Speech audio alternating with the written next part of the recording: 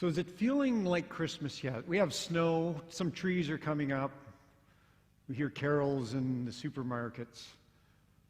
The Christmas parade. How many of you went to the Collingwood Christmas parade? A few of you? We weren't able to go, but we heard that it was really well attended, and people were just so thrilled. I don't know if they were thrilled with the parade. I'm sure they were, but just being together.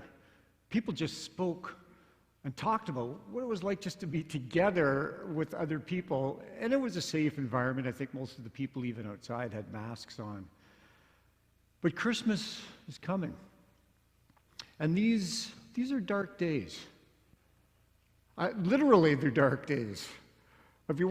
Last night we're eating supper, and it's like, what time is it? Is it like 10 o'clock? I think it was 4:30. They're dark days, aren't they? But figuratively, they're dark. And you could make a list of all the things that we're going through now as individuals, as people in Collingwood, as Canadians. And now we have this teaching on Advent 1 that there's something that comes into the darkness. There's something that Jesus brings something that erases darkness. There's a light that comes in and just erases darkness. From the ancient words that say, the people walked in darkness, but unto them a child was born, unto them a son was given, and he shall be called Wonderful. He shall be called Counselor, Almighty God, and the government will be on his shoulders. You know that. The ancient word says there's something that can come into the darkness that we're living in today, because ancient people lived in the same kind of darkness. There's something that comes into that and changes it. And you know, there are people who have never heard that teaching before who are like, really? Okay, so you're a Christian person, you say you have a Christian faith, and what you're telling me is that there's something that is a part of your faith that is actually going to make a difference in all this muck and all this struggle and all this division and all this stuff that we're just living through that is just dark stuff. You're telling me that you really believe that something that that Jesus brings will make a difference? And Christians are like, that's what we believe. That's what we sing carols about. And that's what we have experienced in our lives and in this church, that yes, there is something that Jesus brings that we can then bring into this thing that we call darkness. And man, darkness ain't darkness when light comes into it. And we have experienced that here in so many different ways. Yes, it's a beautiful thing. And when we come to this sacrament, we remember that Jesus brings light into darkness, and that there is no darkness stronger than what Jesus brings. You know, Jesus said some amazing things over the course of his life. And every time we have communion together, we remember, because the refrain of communion is do this in remembrance of me. So we remember the things of Jesus. He said amazing things. Jesus said those who are willing to lose their lives will gain their lives. Those who are willing to give what they have will somehow get something in return that is so much more valuable. And what I love about that teaching is that at sort of the root of every world religion, and even at the root of secularism, I think people know that that's true. I think deep in our hearts, each of us know that when we give something, we get so much more back. Jesus said, unless you become like a little child, you can't know what the kingdom of heaven is. And we're like, what does that even mean? Like, break off into small groups and talk about what you think that means. Because everything that we uphold to be important and true, like money and success and status and influence and connection, all of those things children don't have. Children don't have any of those things. But yet Jesus says, unless you become like a little child, you can't know what the kingdom of heaven is. And Jesus said, there will be a day when all darkness will end forever. There will be a day when there's no more pain, no more tears, no more crying. There will be a new kingdom that is created, and darkness will be no more. And we hear those words, and we're just like, it's just amazing to believe that God has that kind of future prepared. And believing that today is certainly a big part of how Jesus' light comes into our world today. If we have that faith for tomorrow, the light comes into our life today. As Christians, we believe that. And then Jesus said this. Simple. With God, all things are possible. That's amazing. And we're like, okay, Jesus, how? I got to know how. You got to tell me how this works. Because those words of Jesus are the soil in which our hope grows.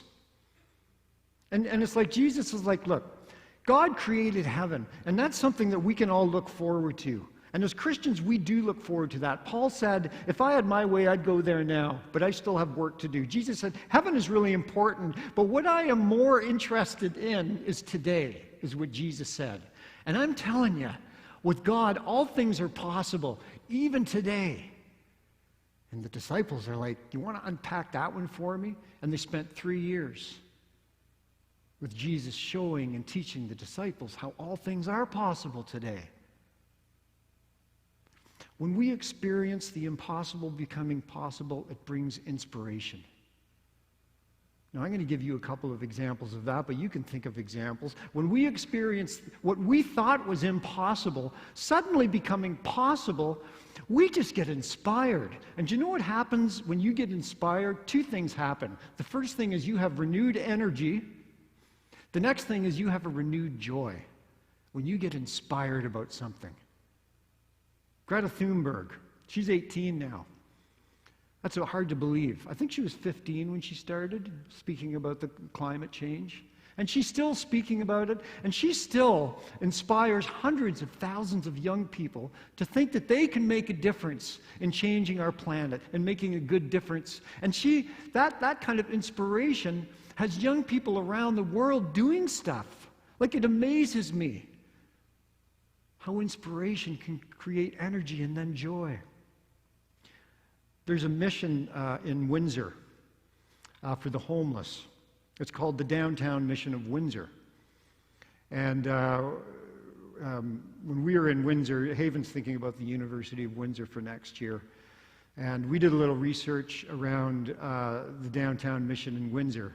And we've decided we're going to spend a week there as a part of our intermission.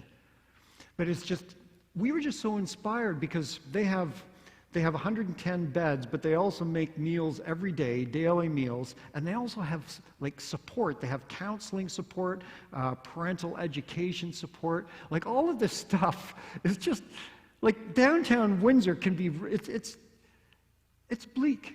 Like, it's really bleak. And it's a United Church of Canada initiative, and they went in there and they just made this massive difference, and it's just inspiring. Jesus says a lot of amazing things. And we remember these things when we come to this table. And inspiration happens when we see that there is something that we can do. Inspiration happens when we see that there's something we can bring into what we're calling dark. And that darkness changes. Something happens where it's erased, it's changed. And when we see that happening, it just brings us inspiration. And so let's just look again at Luke chapter 1. This is just a part of the Christmas story. And this is why Mary got inspired. The angel said to Mary, "The Holy Spirit will come on you, and the power of the Most High will overshadow you. So the Holy One to be born will be called the Son of God." Look, it's not just Mary. This is the core of biblical inspiration, because this happens to each one of us as well, where God makes a promise that God will come to you. The power of the Spirit will come upon you, and the things of God will be born through you. Like, whatever you think of the Immaculate Conception, figuratively or literally, the truth is that the Spirit comes upon you and me, and the things of God will go out into the world through us. That's what happened to Mary. God came to her and said, "I'm going to be with you, and through you, I'm going to do amazing things." And in that story, Mary was just so inspired that she sang a song, what we now call the Magnificat. And she sings this incredible song. This movement from impossible to possible is what biblical inspiration is founded on. And so we just ask this simple question: how does it happen? How does it happen in our lives? Give us this recipe, give us a formula, if there is one, so the impossible can become possible in our lives. And Jesus said, I'll do that, and it's not complicated. I'll show you. The answer shines through the whole New Testament.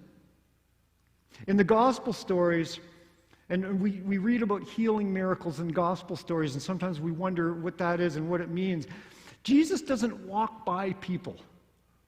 When Jesus is walking and someone calls for help, he stops and he gives them help. And oftentimes his disciples are like, Jesus, we're on a schedule. We're supposed to be in Bethpage by 5 o'clock, and you keep stopping for people.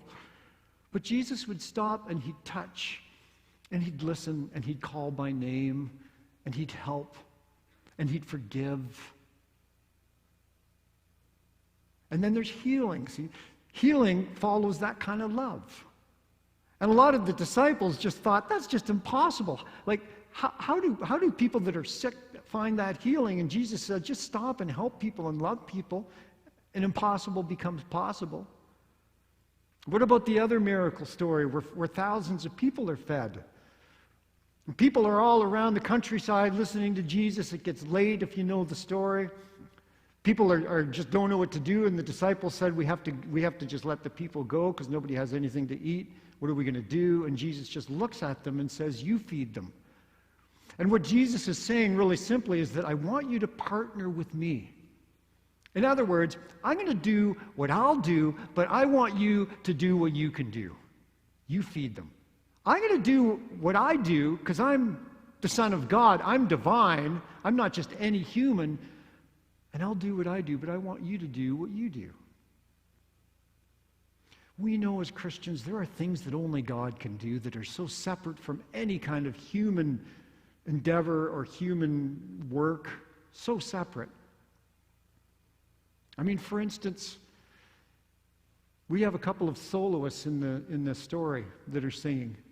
And every time I hear like a soloist that is just, my heart just moves, and I can't explain how that voice moves my heart. I'm just thinking, like, that's something that God does. Like, people they're just born with that kind of gift. And it's just something that God does that is just something that we can't do. Here's another example of something that only God can do. A couple of Christmas stories ago, we had a little band that played. It was guitar, drums, and we played for the offering at the Christmas story, our little band. But I thought it'd be a good idea for me to try to write something because I enjoy trying to write songs. So I thought, okay, I said to Kimberly, I'll try to write a song. I don't know if I'll be able to, but I'll try. That week, I woke up one night, it was about 3 a.m, I'm just laying on my back, and the song came to me in about 5 minutes. The words, the rhythm, the melody, and a bridge. The whole thing. It just came to me. And I got up, I went downstairs, I tried it on the guitar, and it was just there, and I wrote it all down, and I had a song. And to this day, I cannot explain how that happens. I can't explain how those kinds of things come. And I will testify it's not me, there's something else. So later that day, that was in the morning, I did a bunch of stuff that day. That night, I sit down to play it, and I couldn't remember it. I couldn't remember the rhythm or the tune. It was just gone. And I was upset. I really was upset. I was trying to eat supper I couldn't eat. I went upstairs to my bedroom, and I just got on my knees beside my bed, and I said, look, you gave me something, and now I've lost it. Within 5 minutes, I had it again. It was a 6/8 time, not a 4/4 time. I was trying to do a 4/4. It was a 6/8. It all just came back to me. And look, I don't know what that means to you, but I'm saying to you that in my mind, that was right from God. God gave me something, and I can't explain how. I lost it somehow, but he gave it back to me again. And I will say that there are things that God can do that we can't. But then there's the feeding of the 5,000, where they're all standing around, just like we might be standing around in this church surrounded by all this need. They're standing around surrounded by all this need, and they don't know what to do. And they say, Jesus, what are we supposed to do? And Jesus said, you feed them.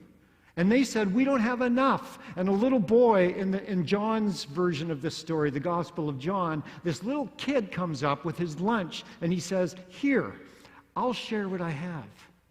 And Jesus took it. And thousands of people were fed. And Jesus said, thank you, little boy, for planting the seed that will show people in generations to come how impossible can become possible. There are things that only God can do, but Jesus just said, look, I just want to partner with you. And Jesus said, I'm just going to make this really simple for you, and I just want to remind you of the most ancient teaching in our Torah. And it's a simple thing. What it's going to take is some love for your neighbor. Jesus is like, surprise. Jesus is like, have you heard that before? And all the disciples are, yeah, it's in Leviticus, it's in Deuteronomy a couple times. Jesus said, it's one thing hearing, it's another thing doing. Hear, love your neighbor, now go do love your neighbor. And so listen to this, statistics from First Press. We have been averaging 140 people that receive community dinners monthly. We just had one on Tuesday. 140 people. As well, we're doing about 20 grocery hampers weekly. 20 grocery hampers weekly. And Paulina says, one store manager thought I was buying out all the specials for a restaurant. He thought you were a restaurant manager. This year, Love Your Neighbor will be providing at least 20 families with special Christmas hampers, including the makings for turkey dinners, Christmas stockings for the children, a wrap gift for mom. This is in addition to what Donna Mansfield is doing with the Christmas baskets. This is in addition to what Catherine's doing, distributing $3,000 worth of grocery cards this month. Both Paulina and Catherine would say, or this was from Paulina specifically, but I know Catherine would say this, when we go to people's houses with this kind of help, families have a hard time imagining that someone would be so generous. Jesus just said, look, I'll show you how impossible becomes possible. Wouldn't it be great? Wouldn't it be great to live in a state of constant inspiration? It's possible because God can do things, and the things that God can do are so amazing and so great, but then God just looks at us and just says, all I'm asking from you is that you share your lunch. Like, I'll do what I do, and you can't even imagine what I do. I just want you to share your lunch, or your fudge, or put into practice the words that we just said when we lit this candle of hope. Don't go home wondering how impossible becomes possible, because Jesus just shows us so clearly. All things are possible when we trust God enough to do what He can do, and then trust God enough to do what we can do. All things are possible when we trust God enough to do what He can do, and then trust God enough to do what we can do.